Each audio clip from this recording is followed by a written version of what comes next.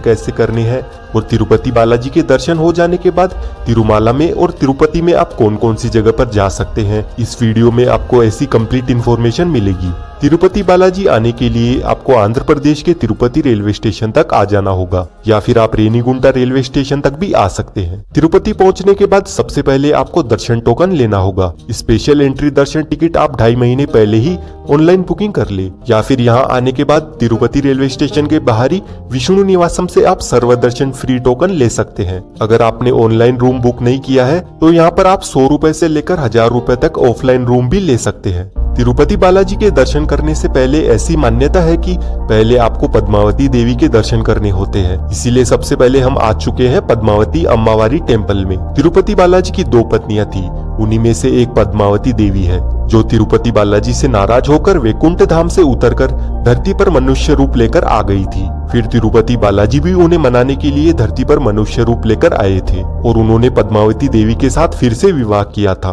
Tirupati city से तिरुपति बालाजी का मंदिर 22 किलोमीटर की दूरी पर तिरुमाला के पहाड़ों पर बना हुआ है। तिरुमाला जाने के लिए तिरुपति रेलवे स्टेशन के बाहरी APSRTC की AC और नॉन AC बसेस हर 10 मिनट में मिल जाती है। नॉन AC बस का 90 रुपए और AC बस का 110 रुपए का टिकट होता है। तिरुमाला जाने से पहले बस आपको इस वाले सप्तगिरी चेक पॉइंट पर ले आएगी।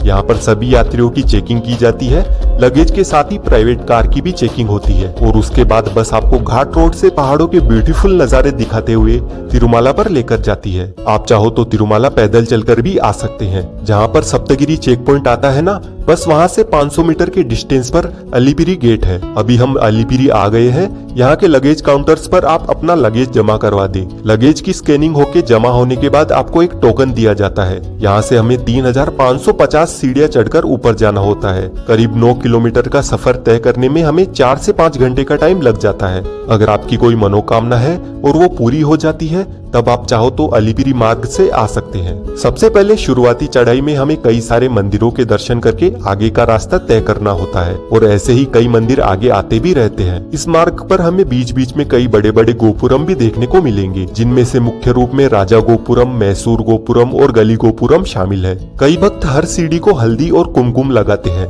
या फिर कपूर जलाकर आगे बढ़ते हैं और ये भगवान श्रीवारी के प्रति उनका प्यार दर्शाता है। पूरा तिरुपति शेषाचलम के जंगलों से घिरा होने के कारण रास्ते में आपको कई जंगली जानवर भी देखने को मिलेंगे। सीढ़ियों से बिछड़कर 1-1.5 किलोमीटर तक हमें घाट रोड भी चलना होता है। इस रास्ते में आपको तिरुपति से तिरुमाला जाने वाली काफी सारी बसेस नजर आएगी। कुछ देर चलने के बाद हम पहुंच गए मोकालामित्तू गली गोपुरम तक। ये यहाँ का लास्ट गोपुरम है। अभी हमें 3 किलोमीटर और चलना है और यहाँ से इन 700 दिव्य सीढ़ियों को पार करना होगा, तब जाकर हम तिरुमाला पहुंच पाएंगे। इन दिव्य सीढ़ियों पर कई भक्त घुटनों के बल चढ़ाई करते हैं। इससे आप अंदाजा लगा सकते हैं कि तिरुपति बालाजी के प्रति लोगों की कितनी आस्था जुड़ी हुई है और होनी भी चाहिए।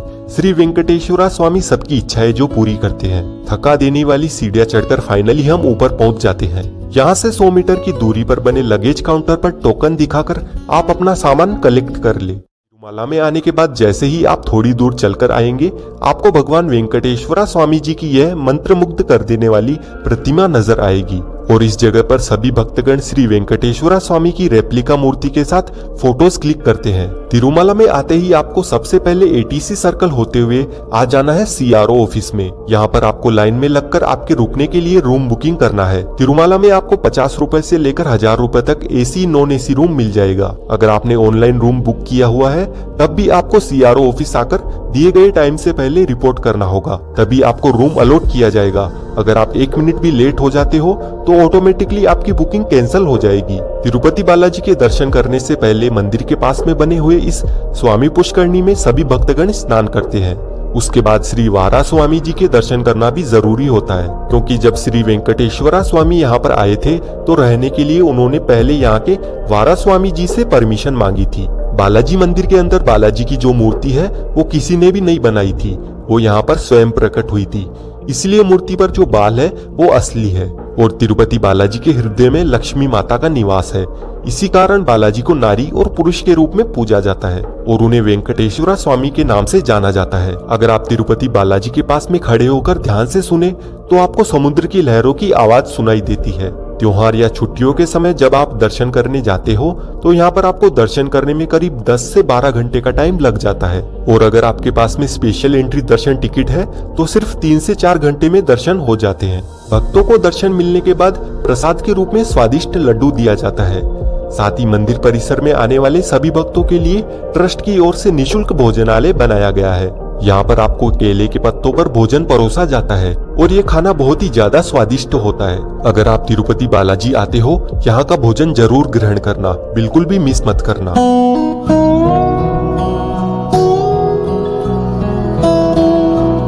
जब आप मंदिर के पीछे की साइड आओगे तो यहाँ पर आपको म्यूजिकल फाउंटेन भी देखने को मिलेगा। वहीं तिरुमाला की अन्य जगहों पर दर्शन करने के लिए आपको अन्न प्रसादम सेंटर के बाहर ही टैक्सी मिल जाएगी। इन टैक्सी के चार्जेस 200 रुपए पर पर्सन है। वहीं अगर आप APSRTC की बस के माध्यम से जाएंगे तो 120 रुपए में तिरुमाला की 6 जगहों पर आपको घुमाया जाता है और बसेस आपको CRO ऑफिस के पास में ही मिल जाएगी। तो सबसे पहले हम आ चुके हैं पाप विनाशम तीर्थम पर। इस जगह पर आने के लिए आपको 5 मिनट सीढ़ियों से चलकर आना होता है और माना जाता है कि इस जगह से जो पानी बहता है वो भगवान विष्णु के चरणों से आता है और यहाँ पर जो स्नान कर लेता है उनके पापों का निवारण हो जाता है। और स्नान करने के बाद सामने ही गंगा देवी मंदिर बना हुआ है, वहाँ पर भी आपको दर्शन करना होता है। तिरुमाला से यह जगह 5 किलोमीटर की दूरी पर है। पाप विनाशम तीर्थम में दर्शन करने के बाद बस आपको आकाश गंगा लेकर आती है और इसी जगह से श्री वेंकटेश्वरा स्वामी का अभिषेक करने के लिए रोज पानी लेकर जाया जाता है। इस जगह पर नंबी नामक आचार्य रहा करते थे और वो बहुत ही दूर से बालाजी का अभिषेक करने के लिए पानी लाया करते थे। पर एक दिन बालाजी ने बालक रूप धारण करके उनसे पानी मांगा, लेकिन आचार्य जी ने उस बालक से कहा कि पानी मैं बहुत दूर से लाया हूँ, ये पानी मैं आपको नहीं दे सकता। तब बालाजी ने तीर चलाकर इस जगह से पानी निकाला और आचार्य जी से कहा कि आप यहाँ का पानी श्री वेंकटेश्वरा स्वामी का अभिषेक करने के लिए इस्तेमाल कर सकते हैं। यहाँ का पानी आप अपने घर के लिए भी लेकर जा सकते हैं। अभी हम आ चुके हैं हमारे तीसरे दर्शनीय स्थल पर।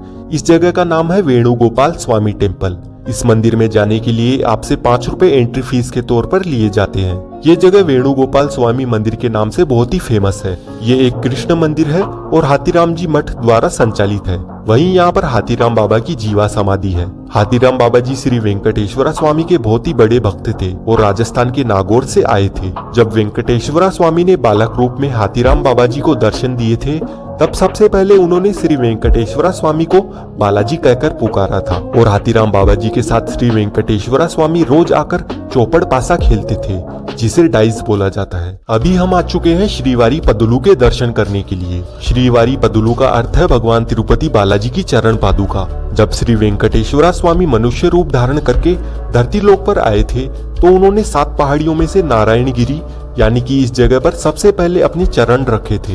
यहाँ पर आने के लिए आपको 250 सीढ़ियां चढ़कर ऊपर आना होता है। चरण पादुका के साथ ही यहाँ पर आपको बहुत ही ब्यूटीफुल नेचर के नजारे भी देखने को मिलेंगे।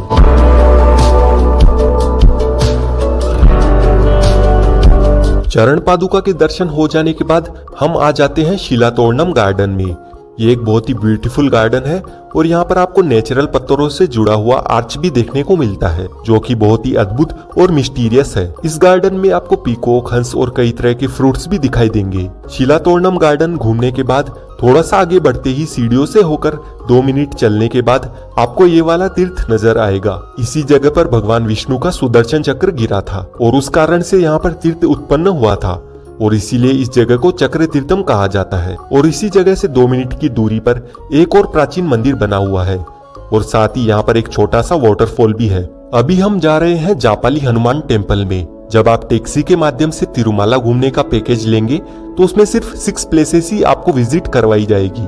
इसीलिए जापाली हनुमान टेम्पल में आने के लिए आपको अलग से आना पड़ेगा, लेकिन आप बस के थ्रू आते हैं तो जापाली हनुमान टेम्पल इंक्लूड होता है। तिरुमाला से यह जगह 7 किलोमीटर दूर है और आधे घंटे की सीढ़ियां चढ़कर आपको जाना होता है। कहते हैं कि इस मंदिर में हनुमान जी की स्वयंभू मूर्ति है जो धरती से प्रकट हुई थी। मंदिर के सामने एक कुंड बना हुआ है, इसे राम कुंड कहा जाता है और नीम के पेड़ के नीचे एक और हनुमान जी की मूर्ति के दर्शन होते हैं। इस मूर्ति पर लोग सिक्के चिपका कर जाते हैं। तिरुमाला में दर्शन हो जाने के बाद अब बारी है तिरुपति में घूमने की। सबसे पहले हम आ जाएंगे कपिला तीर्थम में दर्शन करने के लिए। ये कपिला तीर्थम तिरुपति रेलवे स्टेशन से 4 किलोमीटर की दूरी पर लोकेटेड है। कपिला तीर्थम भगवान शिव जी को समर्पित है और इस जगह पर ऋषि कपिल मुनि ने शिवलिंग की स्थापना की थी। और यहाँ पर शेषाचलम की पहाड़ियों से बहते हुए झरना बहता है और मंदिर के तालाब में आकर तीर्थम बन जाता है, इसीलिए इस जगह को कपिला तीर्थम कहते हैं। मंदिर में आपको शिवजी और कपिला ऋषि के साथ साथ कई अन्य देवी देवताओं के भी दर्शन होते हैं और मंदिर के साथ ही मंदिर परिसर का वातावरण भी काफी सुहावना है। यहाँ पर आने के बाद आपको काफी अच्छा फील होगा। कपिला तीर्थम में दर्शन करने के बाद अभी हम आ चुके हैं श्री गोविंद राजा स्वामीवारी टेम्पल में। यह मंदिर तिरुपति रेलवे स्टेशन से मात्र 3 मिनट के वॉकिंग डिस्टेंस पर है और ये मंदिर तिरुपति का सबसे पुराना और सबसे पहला बना हुआ मंदिर है। इस मंदिर को बनने के बाद ही तिरुपति शहर को बसाया गया था। शाम के समय मंदिर परिसर में आपको यहाँ के सांस्कृतिक कार्यक्रम भी देखने को मिलेंगे।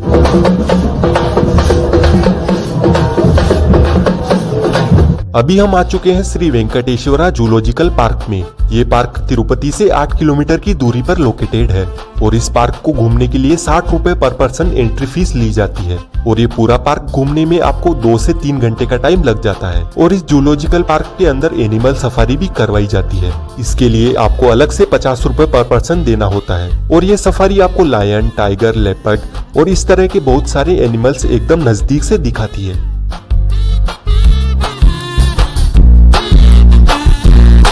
Shri Venkateswara zoological park visit करने के बाद अभी हम आ गए हैं श्री कालहस्ती मंदिर में। दुनिया का ये एकमात्र मंदिर है जो ग्रहण के समय में भी बंद नहीं होता है। सबसे रहस्यमय और शक्तिशाली मंदिर में भगवान शिव जी का शिवलिंग चौकोर आकार में है और शिवलिंग को पुजारी भी छू नहीं सकते हैं क्योंकि श्री कालहस्ती शिवलिंग वायु तत्व के रूप में स्थापित है और ये मंदिर शिव जी के चुनिंदा तीर्थ स्थानों में से एक है। यहाँ पर भगवान शिव ने मकड़ी, हाथी और सर्प की भक्ति से खुश होकर अपने आप को स्थापित किया था। तिरुपति से 40 किलोमीटर की दूरी पर स्थित इस मंदिर को राहु केतु मंदिर के नाम से भी जाना जाता है। यहाँ पर राहु केतु दोष के निवारण हेतु पूजा भी करवाई जाती है। तिरुपति से हर 5 मिनट में यहाँ के लिए बस मिल जाती है, तो आप यहाँ पर भी जरूर आना। तिरुपति से 10 किलोमीटर दूर अभी हम आ पहुंचे हैं श्रीनिवासा मंगापुरम में श्री कल्याण वेंकटेश्वरा स्वामी टेम्पल।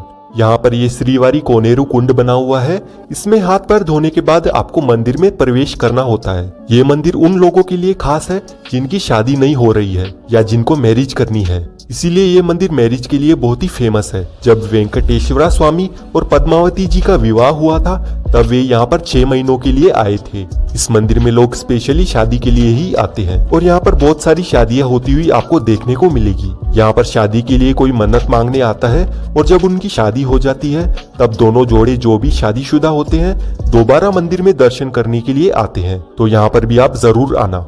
अभी हम आ गए हैं श्री वकुला माता टेम्पल में। वकुल देवी श्री वेंकटेश्वरा स्वामी की पालक माँ है। द्वापर युग में विष्णु अवतार श्री कृष्ण जी की पालक माँ यशोदा जी उनकी शादी में सम्मिलित नहीं हो पाई थी, इसीलिए श्री कृष्ण जी ने उनको कहा था कि कलयुग में आपको मेरा विवाह देखने का अवसर मिलेगा। फिर माँ यशोदा का पुनः कलयुग में जन्म वकुल देवी के रूप में हुआ था। उन्हीं को समर्पित ये मंदिर तिरुपति से 8 किलोमीटर दूर पेरूरू गांव में बना हुआ है। अभी हम जा रहे हैं प्रसन्न वेंकटेश्वरा स्वामी टेम्पल में, जो कि तिरुपति से 16 किलोमीटर दूर अपलाईगुंटा गांव में स्थित है। ये वो जगह है जहां भगवान वेंकटेश्वरा स्वामी ने अपने विवाह के अवसर पर श्री सिद्धेश्वर और अन्य संतों के साथ समूह की शोभा बढ़ाई थी। चूँकि यह मंदिर भगवान और उनकी पत्नी श्री पद्मावती के मिलन की जगह थी, इसीलिए यहाँ आना सबसे सुखद माना जाता है और यहाँ के लोगों का मानना है कि प्रसन्न वेंकटेश्वरा स्वामी की एक झलक मात्र से सभी मनोकामनाएं पूरी हो जाती है, क्योंकि भगवान श्री प्रसन्न वेंकटेश्वरा स्वामी की मूर्ति अभय हस्ता मुद्रा में है, जिसे परम आशीर्वाद मुद्रा माना जाता है। इस मंदिर का निर्माण 1232 एडी में करवेती नगर के राजा श्री वेंकट पेरुमल राजू ब्रह्मदेव महाराज द्वारा किया गया था। मंदिर के सामने भगवान आंजनेय स्वामी का मंदिर भी बना हुआ है और साथ ही मंदिर में आपको देवी पद्मावती और अंडाल देवी के भी दर्शन होंगे, तो यहाँ पर भी आप जरूर आना। अभी हम अगस्तेश्वरा स्वामी टेम्पल में। स्वर्णमुखी नदी से घिरा हुआ ये स्थान अगस्त्य ऋषि की तपोभूमि है। अगस्तेश्वरा स्वामी मंदिर थोंडावड़ा के प्राचीन शिव मंदिरों में से एक है और इसे अप्सरा उर्वशी के पुत्र ऋषि अगस्त्य ने बनवाया।